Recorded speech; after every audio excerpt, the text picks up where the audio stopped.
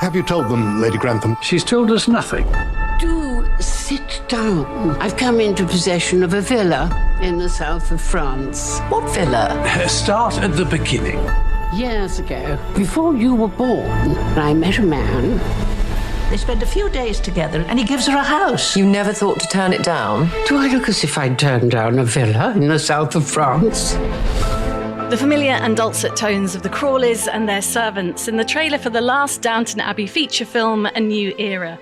The third film is currently in production, due out here and in the States in September next year. Today, I'm in the heart of London to meet the man who came up with the original concept for Downton Abbey, which first aired on our TV screens back in 2010 and holds a Guinness World Record for the highest critical ratings for a television show. Golden Globe, BAFTA and Emmy-winning drama producer Gareth Neame is the CEO of Carnival Films. Part of Universal International Studios, Carnival has made hundreds of hours of drama, winning primetime Emmys, Golden Globes, BAFTAs, Oscars and Tonys, entertaining millions. 20-odd years ago, Gareth was head of independent drama for the BBC, producing groundbreaking shows like Spooks, Hustle, State of Play and New Tricks. And he's run his own company since 2004.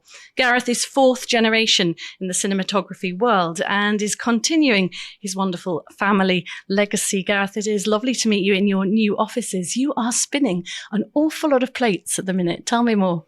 Carnival's terribly busy now. Yes, we're excited to be in production with the latest Downton film, which is always a joy. Somewhat complicated to put together and get to reassemble everyone, but it's going well. We've been shooting for 9 weeks. I think we've got 2 weeks left. We're also making the third season of the HBO series, The Gilded Age, in New York. I shall go back to New York a week today for that production.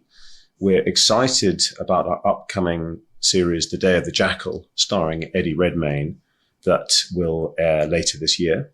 And that's on Sky in the UK, and also for Sky, a fascinating story about the Pan Am Lockerbie disaster, particularly the character of Jim Swire, who was the spokesman for the British families and has obviously devoted the whole rest of his life since that atrocious event in the cause of justice for his late daughter.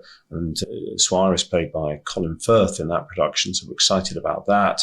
And we have a new series called All Her Fault that will shoot in Australia in a few weeks' time, starring Sarah Snook. So that's 5 productions in different, either in post-production or in filming or in pre-production. And in fact, it's quite common for us to have usually one thing that we're finishing, one thing we're filming, one thing we're getting ready. But to make 5 things at the same time is quite quite busy. Give me a flavour of what it's like with Downton when everybody gets together for the first script read, because now I'm guessing a lot of the cast and yourselves and the production team are like family, I would imagine.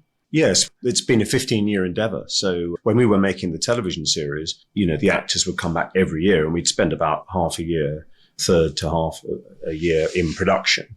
So, they were very, very regularly together. I knew that wasn't going to be sustainable forever. The actors wanted to do other things. They didn't want the routine, to continue forever. And obviously all television shows, they start eventually to run out of ideas and start to repeat themselves. I think, we did 6 seasons, including 5 Christmas specials. And I'm pretty sure we could have continued for another season, maybe even 2 more seasons. Certainly ITV, they just wanted us to keep going. But, we knew that wasn't going to work or be in the best interest of Downton. That's when I increasingly started to think I could move it from the TV phenomenon that by then it had become and see whether we could move it onto the big screen. And indeed, with the third film in production, it's gone from being this sort of global TV hit to being a successful film franchise as well. It feels amazing. A tad emotional. It's wonderful all to be back together again. You come back together and it's like no time has passed at all. We're so happy to announce that we're in production for the third Downton Abbey movie. We can't wait to see you. One of the advantages of this is it means that the actors aren't having to get together every few months and they can do all of the other work that they want to. And the films come around every sort of 2.5 years. And it's only, to make one film is 10, 12 weeks filming rather than half a year. So it's really fascinating that a show could be so successful on television and then move quite seamlessly, really, to the big screen.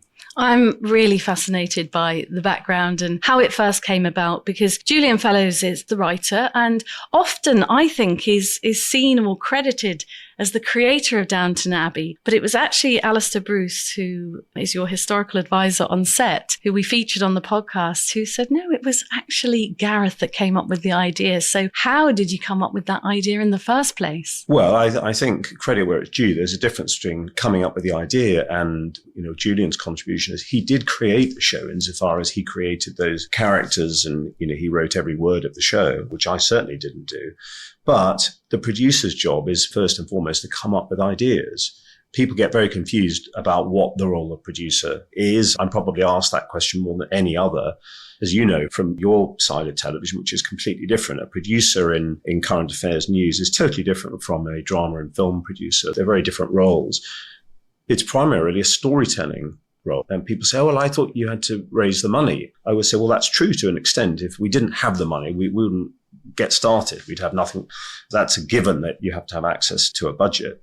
But it's really coming up with the ideas. And writers often aren't the best people at coming up with ideas, actually. It's very often producers who will come up with an idea and will approach a writer, and then together a writer and producer will work up an idea. We're at Carnival is a very global production company. Our television shows have traveled really well around the world, but we are British and we've always been headquartered in London. We shoot all over the world, but we tend to tell very British stories. Every country has its crime shows and hospital dramas, and sci-fi as a kind of British literary tradition, but it's Hollywood that's brought it to film and television. There are very few genres that are expressly British and unique to us. And I've always felt that we have great expertise in period and costume drama in this country. We're very comfortable with our history compared to other countries. We're familiar with it. And the point of the stately home or the English country house is that most of us live within a short drive of one of these places. They're up and down the length of the country. We're quite familiar with them. So an American fan watches Downton because it's exotic. This castle is remarkable and is fascinating. We're much more familiar with it. I think the occupation of service in the Downton era was probably the biggest source of employment in the whole country. Most of us are descended from people who were in service, and some of us are descended from people who were aristocrats or landed gentry. It's really part of our history. And importantly, it's something that on the screen is pretty unique to us. Anyone can look at the English country house genre, whether that's got an Agatha Christie type dimension to it or a Jane Austen comedy of manners take to it. There are different ways of expressing it, but anyone from around the world can look at these pictures on the screen and know that it's British. So I just felt it was a very commercial area. It's also something that has always fascinated me. I've always loved going to National Trust properties and learning the history of these families and the contribution that these houses made to their counties, the whole environment that they occupied. And I just always thought it was a great genre. Telephone call for you, my lord. Mr. Barber is a producer and director. He wants to make a film at Downton. A moving picture at Downton. But the big film stars, famous ones. I think it's a horrible idea. Actresses plastered in makeup and actors just plastered. There is something about him, like a wild animal ready to spring. Ready to spring on you, you mean? Action! Most of the period dramas that we've produced over the last 20, 30, 40 years have been literary adaptations. So you've got a given story. I mean, they're wonderful works of literature and they're produced over and over again. Usually every sort of 5 or 7 years, the same book is remade. There's nothing wrong with that, but there's obviously a limitation that you can't really vary the story hugely. And also they tend to be limited series of maybe only 3 to 6 episodes, because even when the BBC was doing these great Dickens adaptations about 20 years ago, they seldom went beyond sort of 10 or 20 episodes and that's it. I was much more interested in creating an original show. And I was also partly influenced by a show that we're all familiar with called Upstairs, Downstairs. But in 2008 or thereabouts, when I was trying to get Downton off the ground, I was sort of flicking through the TV channels one day and ended up on what I immediately recognized as an episode of Upstairs, Downstairs. At that point, I was in my early 40s, and I realized, I'd never actually watched Upstairs, Downstairs. I was too young to have seen it. And I thought, if I was too young to have watched it, and I'm in my early 40s, then there's 2 generations behind me that have never seen it, probably never heard of it. And that show was, of course, massively popular in the 1970s. And it hasn't really been done since. The idea of a completely original TV show about a family and the servants who work for them hadn't been done for a very long time. So the difficulty was finding the person to write it. And long before I knew Julian, I went to a screening at BAFTA of Gosford Park, the Robert Altman film that he won his Academy Award for the screenplay. And I remember about 20 minutes, half an hour into watching this film, I relaxed into the seat thinking, I feel completely comfortable with this. I feel that the people who've made this film really know what they're doing. It was so authentic. And I particularly remember the conceit that the visiting servants arriving with their principals were not known by their own names, but were referred to by the name of their principal, because it's completely irrelevant what that lady's maid is called, but we do need to know who her principal is. So I'd never heard of that before. I'd never seen it depicted. And in an instant thought every historical drama I've seen up until now must have been wrong. And I think for the first time I saw something that I thought was a really believable depiction of the English country house on screen. Julian and I then got to know each other as the years went by, and I felt he was an extremely commercial writer that there could be huge appetite for. And eventually I took him out to dinner and I said, look, what I want you to do is this series. I said, can I persuade you to return to the English country house, but as a weekly episodic series? Because I said, if we get this right, it will be massively popular. And he was a bit reluctant at first because he had won an Academy Award for that screenplay. And he must have felt, lightning doesn't strike twice. And then I was determined to land this. So I then started resorting to the sort of terrible depths as a producer you sometimes have to get to, which is, I said, look, I think you'll also make a lot of money. And I saw his eyes light up. But seriously, we had a really productive conversation over dinner about what this show might be. And there was quite a meeting of minds about it. But I left the dinner not thinking too much more about it. I thought, I don't think this is going to go anywhere. It was a nice conversation. And about 3 or 4 weeks went by. And I suddenly received an email from Julian. And he said, I've been giving it some further thought since our dinner and see what you think of this. And I clicked on this attachment and it was just a list of characters. And the character names were not the names of the eventual characters. And there were various differences to where we ultimately ended up. But it did have this Earl who had a buccaneer American wife and had 3 daughters, but importantly, no heir. So that principal scenario was established from the beginning. And then the servant characters, there were the characters who became Carson and Mrs. Hughes and many of the others. And I realized he'd actually been living with these characters for a long time. And I think he'd been looking he hadn't been actively looking for something, but there was a show in him. And that was immediately clear. And we just got going with the script and we went to ITV. I wanted the show to be on ITV because I felt that it would be much more of a statement by being on ITV. I wanted this to be a show watched by 3 generations at the same time, which even in 2009, when we were creating the show, was becoming increasingly a rare thing. But I felt the show had the power to do that. And I wanted it to be at 9 o'clock on a Sunday night on ITV after the X Factor. I wanted to take the X Factor audience on to watch it. I didn't really want it to be on the BBC because I felt people would expect to find it there and it wouldn't really break any new ground. And ITV said it's the last thing in the world we're looking for. There was a sort of feeling that this kind of drama, no. But to their great credit, they did respond very strongly to the script and to the idea. And they said, although it's not what we're looking for, they went for it. And there were a huge support.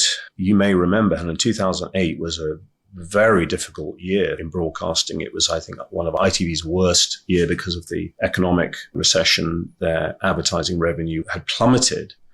If you look carefully at the episode count, there were 7 episodes in the first series, which is incredibly unusual. You would normally do it 6 as a minimum. And from a producer's point of view, if I'm lucky, I can get 8 or 10, but you would do 6 or you would do 8. You wouldn't do 7. It's just an odd number. And the reason why we did 7 episodes is they were commissioning so little original drama that year. They were in such dire straits that they didn't have enough money to do 8 episodes, but they had more money than you needed for 6 episodes, but not enough for 8. So we ended up with this random 7 episode order. And then, of course, with the success of the show, it was an immediate overnight hit. That first episode in September 2010, the ratings were many millions more than we had expected. I remember the following Saturday listening to the radio and hearing Rachel Johnson referring to something in a Downton Abbey sort of way. So within 6 or 7 days, we'd entered the vocabulary. And in the second episode, the ratings were even higher, which meant that everyone who'd watched episode 1 had returned, which, again, never happens. You know, your highest ratings are in the first episode when people come and try it. And you would normally expect to lose 30 to 50% of that audience by a second episode. In fact, we put on about another 20, 25%. It suggests everyone who watched it came back and they told their friends about it. That's really incredible. It's funny you mention upstairs, downstairs, because as a child, there wasn't much option on the TV. When I was growing up, you know, we had 3 channels or whatever. And as a small child, upstairs, downstairs was one of my favorite shows. And I found out at the time that my nan was in service, actually. So I think that's why she loved the downstairs aspect to it. But the casting right from the word go was brilliant. You had acting royalty in certain characters and, you know, Hugh Bonneville's perhaps of this world, but it also made stars, didn't it? Would I be right in saying it made stars of people like Michelle Dockery and Jessica Brown-Findlay? Yes, I think you're right. And one of the real successes of this casting, as you say, was the fact we always knew it was going to be Maggie. I mean, we didn't know that she was going to say yes, but she's worked with fellows quite a lot. There's a great synergy in what he writes and what she creates on the floor, the characters that she's created. And we always wanted Hugh to play Robert Grantham. But yes, there were younger and newer actors in their very first jobs. In fact, I think Laura Carmichael, Lady Edith, I believe was working as a receptionist in a doctor's surgery and nipping off to do auditions now and then. And this was her first job. So the very first job in her career has made her internationally well known. And we've seen her grow as an actor. And there were others. It was terribly well cast by our wonderful colleague, Jill Trevelyan, who I always feel is brilliant, particularly at bringing together ensemble casts. She's very, very talented at that. And I think she just did brilliantly well. And Daisy and Mrs. Patmore, I mean, they're just fantastic characters, aren't they? And played so brilliantly. So well. And, you know, Julian created such brilliant characters. They were so brilliantly rendered by all of the actors that, of course, it being a drama about a family, we started to feel that they were an extension of our own families. And we've watched them over all of these years now go through the rites of passage and the major events of life, just as we have in our own families. We've seen them get married and we've had funerals, we've had children born, just as all of those things have been going on in our own lives at the same time. And that is why I think that Christmas Day must have been 2012 when Matthew Crawley died in a car accident within minutes of holding his newborn child. I think the nation was up in arms to begin with. I felt like I brought tragedy into every household in the land. People were very upset by that on the Christmas Day. I knew it was really going to be very powerful, because when we were working on that episode, we were showing it to our post-production supervisor, who not only had worked on the show for all of the first 3 seasons, but loved it. And she loved the characters of Mary and Matthew and how they'd come together and all of that. We ran the episode for her. It was a 90-minute Christmas special. And I knew she was going to be quite upset. Anyway, the music finished and the lights came up. I couldn't see her. She was sitting closer to the screen and I was sort of behind all the sound mixing desks and everything. I couldn't see her. But there was no response. At the moment the lights came up, there was nothing. And I thought, I wonder if she's very upset. I said, Jess, are you okay? And suddenly I just heard this burst into tears and get up and have to leave the room. And I thought, oh my goodness, what on earth is the impact of this episode going to be in every household in the kingdom on Christmas Day? I think the following day, there was a lot of comments from people saying, I'm never going to watch Downton. You ruined our Christmas. We were all so upset. I'm never going to watch it again. But of course, they did. They did, and in their droves. I think the last Downton movie grossed around the $100 million mark. It's huge. When you mentioned Julian in the early days, I think it'll make a lot of money. I mean, you were definitely right. Was it emotional at the end of the second film, saying goodbye to Dame Maggie Smith? Because, of course, I hope I'm not doing a spoiler for anybody, but obviously she's not in Downton 3, the film. Was that emotional day on set? Yes, it was several days because there was the deathbed scene that we film on the stage in London. And people think we shoot everything at Highclere Castle, but in fact, we only shoot the exteriors there and the principal staterooms, all of the servants' quarters below stairs and all the bedrooms and so on. They're all in the studio. So we did the final scene in the studio.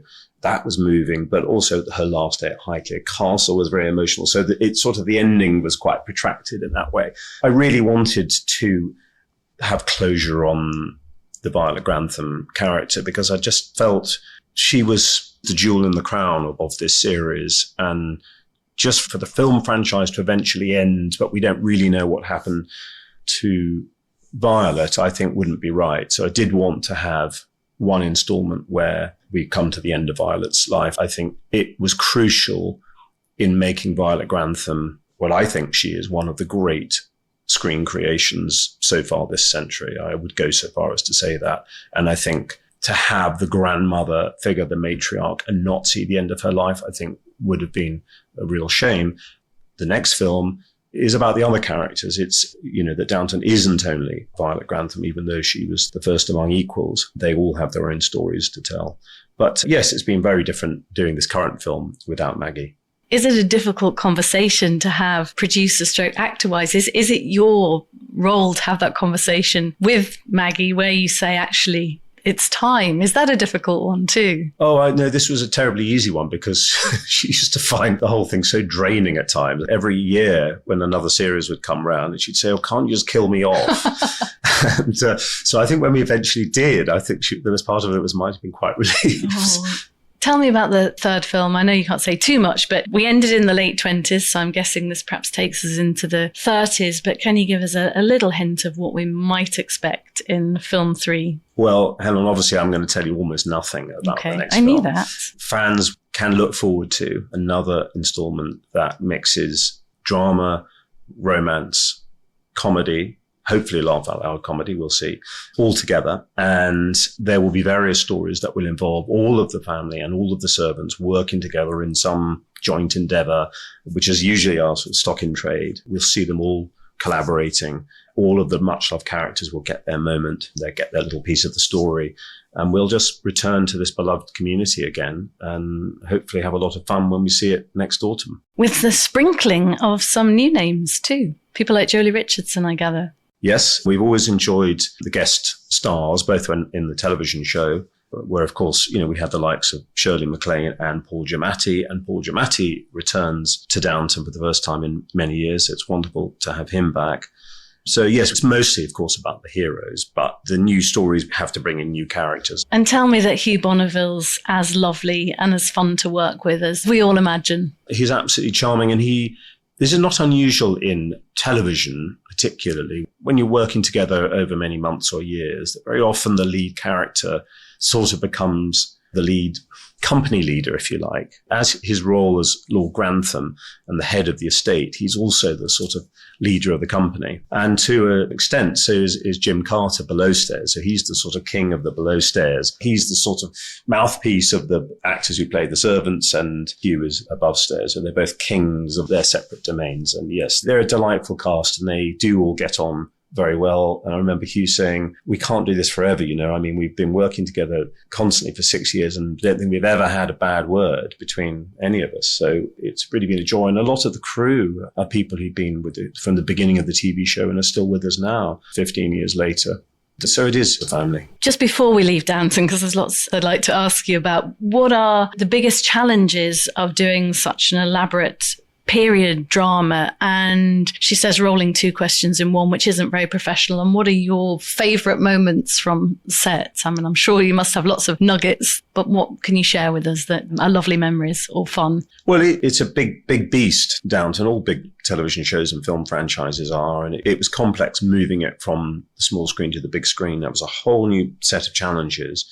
But we get there and we filmed the second movie we made right the way through the middle of lockdown, and we still managed to do it. So it's big and cumbersome, but a joy. I particularly enjoyed the second season, actually, because when you make a first season, you have no idea what's going to become of it. You just don't know. People would say, is it going to be a big hit? I said, I have no idea. I said, I think it's pretty good, but I have no idea what people will make of it. I thought if we're lucky, the show will run for 3 seasons. That would be a good innings. And it certainly would be a good innings today, because not many shows really nowadays go beyond that lifespan.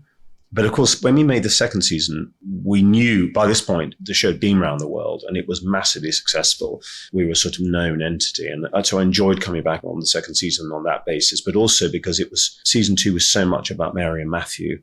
And I think that's what made it particularly rewarding.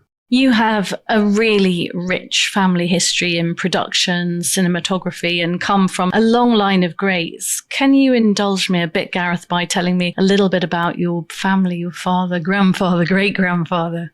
Well, it is an interesting story of film history that goes back to very early 20th century.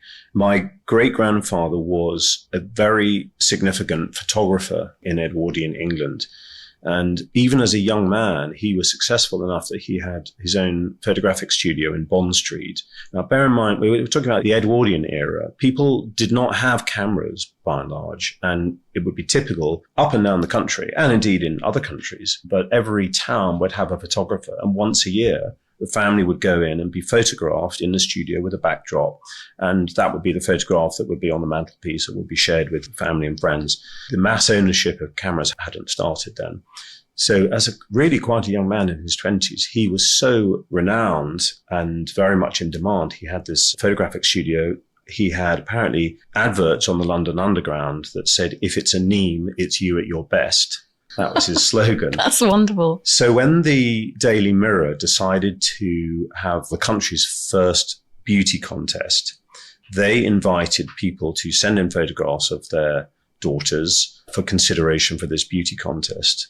And my great-great-grandfather, who was a jeweler up in the Northeast, was also a very early cameraman. He was a jeweler, but he was an amateur photographic enthusiast. He also thought his daughter was very pretty. So he took photographs of his daughter, Ivy Close, and sent them to the Daily Mirror, who decided, yes, she was very pretty, and they wanted her to be one of the contestants for the beauty contest. All of the 24 finalists were brought down to London and were photographed by Mr. Neame in his studio in Bond Street. And that is how my great-grandfather, Elwyn Neame, the photographer, met Ivy Close, the beauty queen and later actress, and they married. They then went on to make silent films together. I've seen several films that my great-grandmother was in. And a bit like the story in the second Downton film, where we had a character who was a silent film star who couldn't really adjust to the talking era, that is pretty much, I think, what happened to my great-grandmother. She was in Florida before Hollywood was even invented, sort of during the First World War. She was in a film company with Oliver Hardy. She made a film with the French director Abel Gance, which is about 6 hours long, so I haven't watched the entire film. And so that's how they got together. And tragically, Elwyn Neame was killed at a very young age in a motorcycle accident. And their son, Ronald, my grandfather, had to be taken out of school at the age of 14 or 15 because there was no money left and was sent to work. And Ivy, my great-grandmother, got Ronald, my grandfather, a job in the film business. And the first film he worked on was Alfred Hitchcock's Blackmail. That was the first British talking picture. And again, like the second Downton film, Blackmail began production as a silent film. And midway through production, because the jazz singer had been released in America, they realized, Hitchcock and his producers, that the film would be really behind the curve without any sound. So sound was introduced midway through production. He worked on that film. Up until that point, at Elstree Studios, I think they were filming, they just had one big warehouse. They didn't have films being shot on different stages. Because there was no sound, the sets for all the different films were just alongside each other because there was no sound to worry about. That's extraordinary to imagine, isn't it? So that's how he started. And then he made films all through the 1930s, particularly when there were these films called quota quickies. Because even in those days, in the 1930s, British audiences only really wanted to watch Hollywood films. They didn't really want to watch British films. So the government came up with a solution, which is that all the cinemas had to run a certain number of British films if they were allowed to run the Hollywood films that people really wanted to see. But, it's always like this. When rules are made, rules are broken. And so the British exhibitors, the cinema owners, said, there's a workaround here. We'll make these cheap, short British films and we'll put them out. We'll run them in the mornings in the cinemas. And then from 2:00 in the afternoon through the evening, we'll run the big Hollywood movies that people really want to see. So they made these films called quota quickies because they hit a quota of British content. And they were quickies because they were all shot in a week. Oh, shot in a week. Yeah, oh my goodness. No, I don't think any of them were any great creative merit, but they were splendid training ground for a lot of people like my grandfather in those days. And then he went on to partner with Noel Coward, who was a character that features in the third Downton film. And he and David Lean, Noel Coward started making films of his plays. And the two young men that he wanted to make the films for him were David Lean, who was an editor, and my grandfather, who was a cinematographer. And they obviously went on to make wonderful films like Brief Encounter, In Which We Serve. And then they made, Lean and Neame made two enormously important British films, Oliver Twist and Great Expectations, probably the finest iterations of those stories that ever have been made, and very, very important British films. And he continued as a director up until, when I was a boy and a young man. He was a very, very successful and significant filmmaker. And his son, my late father, Chris, was a producer and writer. So I think from a young age, it was not likely I was ever going to do anything else. Do you have lovely childhood memories of perhaps being with your grandfather on set or in the production suite or in the edit? Were you sort of immersed in that world because of the family history?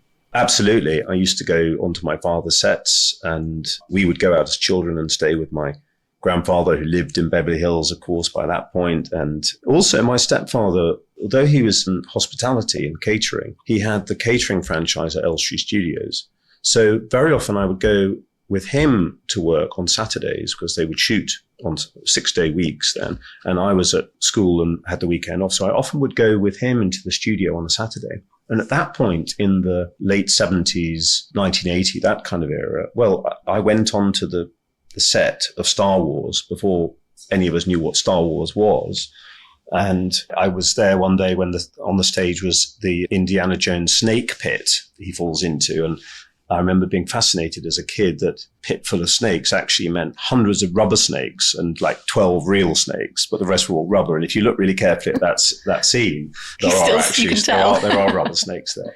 I remember going on to Yoda's planet for the second Star Wars movie before we didn't know who Yoda was as a character. So I was exposed to all of these things at a young age. I have so many memories of it. I used to sit with my father and grandfather and listen to them talking about all the actors and so-and-so's next movie. And I was just very at ease with these kind of conversations. It was just what we did as a family. So it seemed presumably a very natural career path for you, I would imagine, to go in. It's because you've been really successful, isn't it? Having a family like that. I mean, gosh, no pressure there then. Well, I remember my grandfather saying, don't come into this stupid business. It is it's a mad business. He said, don't come into it, do something else. But when he knew I was coming into the business, of course, he was secretly delighted.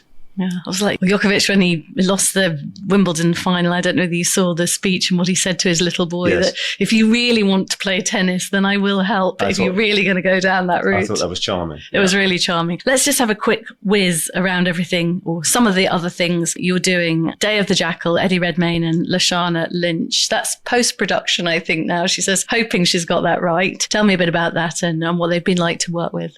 Well, that idea came about because I love the book, the Forsyth novel, and the Fred Zinnemann movie, the early 70s, which starred Edward Fox. And so we had this idea of taking that IP and then completely reimagining it for modern times and as a 10-part series again, rather than just as a movie. I've done this quite a lot where you take a film idea and reconceive it as television. So that has been a huge and really exciting show. 2 brilliant actors and the rest of the cast, shot all over Europe. It couldn't be more different, but perhaps a bit closer to some of the shows I used to make at the BBC, like Spooks or State of Play. So we're very excited. We're putting the finishing touches to that show. That's a great part of the process, actually, is the post-production, because production, you often encounter difficulties and problems because there are so many moving parts, but post-production and the editing, the music, the visual effects and so on is part of the process I particularly enjoy. Do you get time for other things, Gareth? Because it feels like you'd have to be so immersed in these projects. These are all big, big projects. Do you allow your mind to sort of put them down sometimes? Because I would imagine there's always something to think about, whether it's the music or the edit process or the casting or whatever. Is there time for you in there sometimes just to switch off? Oh, yeah, definitely. But the thing with production is people often say to me, well, what are you doing next? And I would say, well, there isn't really a next, because there's a constant portfolio of projects at different stages. I don't work on individual productions, you see. A lot of people do, and they work exclusively on a show for 3 months or 6 months, and then they finish and they probably take a month off. And if they're lucky, they'll work again, but they'll get a bit of a break. We don't really have that in a production company. We're just always making stuff. And you have to sort of take your time out and do your trips and other things. You just have to, make it work around these productions, because if we didn't have lots of things on the go, we wouldn't really be viable as a business. And it has been a difficult time for some production companies Definitely. As well. So you feel blessed when things are going well and you've got a lot of... It's very cyclical, we are particularly busy right now, and there are other times when we might be making 1 or 2 shows, but it's very cyclical. You have those busy times and quieter times. I joined Sky News in 1988, which was before we went on air in February 1989, and a few months before we went on air, when we were just getting our act together out at Osterley, the Lockerbie bombing happened. So I remember it really well. And for those who are perhaps too young to recall, it was Libyan terrorists blew up a Pan Am flight, killing 270 people. And I know you're making the drama that you mentioned at the beginning for Sky with Colin Firth playing Dr. Jim Swire. His daughter died, didn't she, Flora? And then he spent the rest of his life, I suppose, becoming a fervent campaigner for justice. I've seen pictures of Colin in Glasgow as Jim Swire. Does he really immerse himself in the character? Because he certainly looks like he does just from the visuals. Yes, it's interesting, isn't it? He doesn't look anything like Jim Swire particularly, but there's something about performance that you can be completely drawn into something and you believe that that is the character. And of course, there was a reason why we wanted Colin to do this. He's absolutely mesmeric in this part. It's incredibly, profoundly moving, the first episode. I watched the first cut of it, perhaps not completely appropriately, on a flight while I was going somewhere for work. And I was flying to Los Angeles with work, and it's a good time to do post-production. You're stuck on the plane for 10 hours. And I don't know what the flight attendant would have thought. I had tears flowing, and that's not common for me to have that kind of reaction, actually. It's profoundly moving, but it's also fascinating. It's not just a character story, although it is in large part, but it's an investigative story. One of our references was that fabulous film, The Insider. So, Jim Swire becomes a sort of sleuth and an amateur investigator. He was, although earlier in his life, he had been in the army actually, but, he was a GP in the West Midlands. That was his world. And suddenly he found himself on the world stage, and a campaigner, and somebody who's clearly has dedicated the whole of the rest of his life to trying to find justice for his daughter. I think you can't imagine how you would carry on in that situation. I think Flora was on her way to the States to spend Christmas with her boyfriend. And it's a real lesson, isn't it, in the fragility of life and how something can happen like that and turn your world upside down. I mean, his life turned upside down that day, didn't it? Yes. It's a really powerful piece of work. And we're still very much it's a 5-episode series. We've locked the first 3 episodes, which means when we've sort of editorially, finished putting the story together, but there's still 2 more episodes. But at the moment, I haven't even seen these edits yet. So that's still very much work in play.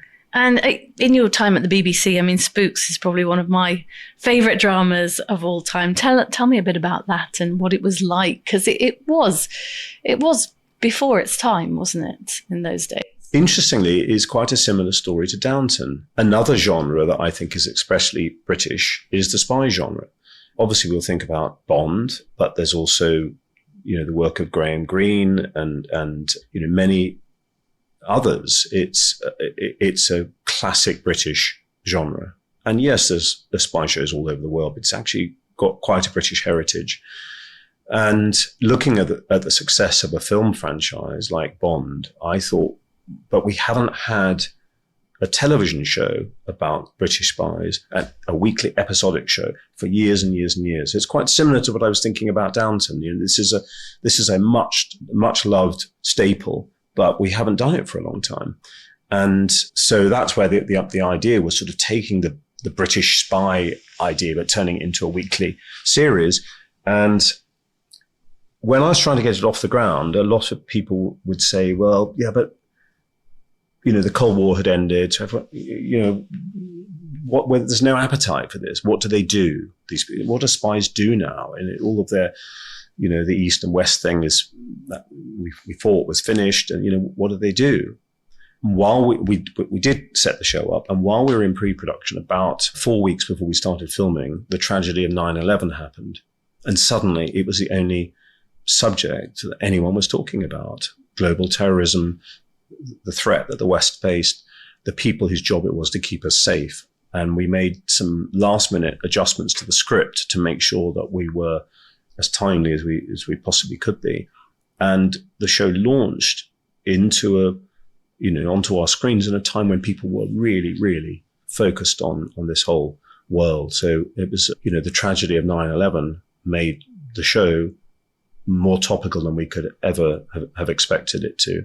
And again, I was trying to, with the production company Kudos that I work with, the producers there, to do something really commercial, to make British shows that would really travel. And I remember I did that job at the BBC for 4 years. I've always wanted to get audiences, and not all producers want to do that, actually. Sometimes it's quite a British sort of thing of making shows for your friends and not necessarily for big global audiences. But I've always been attracted to the idea of, the maximum number of eyeballs. And we made some very commercial shows at the BBC at that time. And you mentioned earlier on Hustle and State of Play and New Tricks. These were big commercial shows. And at the end of the 4 years of doing that job, I remember BBC Worldwide, the executives there who were responsible for selling all these shows, said that we'd quadruple the revenue of their output over those 4 years, because I was choosing to make very commercial shows. So it was a terribly exciting time. And to be that side of the table, as a buyer, was a really, really good learning curve, and has really helped me as a producer subsequently. Did you have any help with MI5, MI6 when you were doing Spooks? Yes, there are always advisors on any show. You need military advisors or police advisors, and we did have a lot of advice. Although we were told off by somebody in the very first scene of the first episode, when you're in the bullpen of the MI6 setup. We built a stage. I can't remember where we even did it now. And in the very first scene, as the camera moves across, I think we have people, characters would pick up the telephone, and they were hands-free phones, which I think in 2001 was quite sort of cutting edge, that hands-free telephones. And one of the advisors immediately said that was a complete mistake. There are no hands-free phones in MI6 because there's a sort of, security risk. Everything's very analog there because it's sort of more secure. And even to this day, of course, people in Whitehall and so on, they've got very different kind of mobile phones to you and me. That there's some things that they can do and some things they can't. So anyway, we had lots of advice, but we still made mistakes. But I think, again, we created a show there with characters that were loved, with situations that were intriguing and fascinating, and that show ran for a decade. And as a producer who loves to entertain millions, I'm just looking at your new office and the array of awards, and I know obviously they're for you and the team, but you've certainly achieved that, haven't you, when you look at the accolades that many of your dramas have won? I mean, is that a nice feeling, Gareth, to feel that so many people around the world have enjoyed your productions? that is really the core of it. You know, it's a fascinating job. It's been a wonderful career on its own terms, but it is so. I mean, the reaction around the world to Downton, to see people in different languages and cultures love it as we do here, it is so rewarding. There are not many television series that sell to every territory in the world, and I mean, I've never really encountered anything like this. The affection for it, and the fact that, you know, people, I don't know, you know, lives have changed as a result of it. We used to receive many letters from people about their loved ones at the end of life. It was every year we would have several of these messages that would say, my relative loves Downton but will not live to see the next season. Is there any way that, you know, we could have a sneak peek of it? And whenever we could, we used to try to arrange that, and we would take copies, secret copies, to different families to watch. And I know somebody who's been through a huge, devastating bereavement, and one of the things that they turned to, coming to terms with this bereavement, was actually watching all of Downton from the beginning to the end again. So there must be something extraordinarily comforting about it. There are dark stories in Downton as well, but overall, the tone has always been very uplifting and positive and full of life. Even in the darker stories, a sense of a family who are just trying to get by and do the right thing. The servants, none of them are entirely good or ill. They're just trying to get by. There's good things and bad things about them. They're hopefully very real creations, those characters, which is why we empathize with them so much.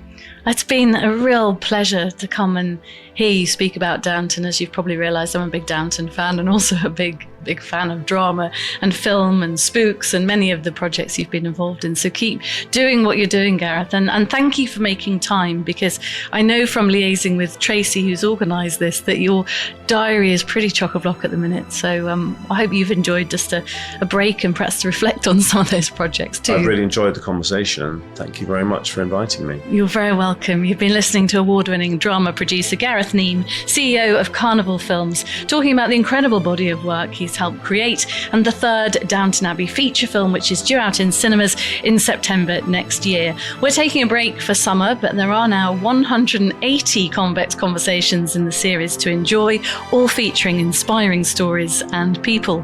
Download and subscribe for free at convex.podbean.com, or search the Convex Conversation on Spotify, Apple Podcasts, wherever you listen to yours. I'll see you in September.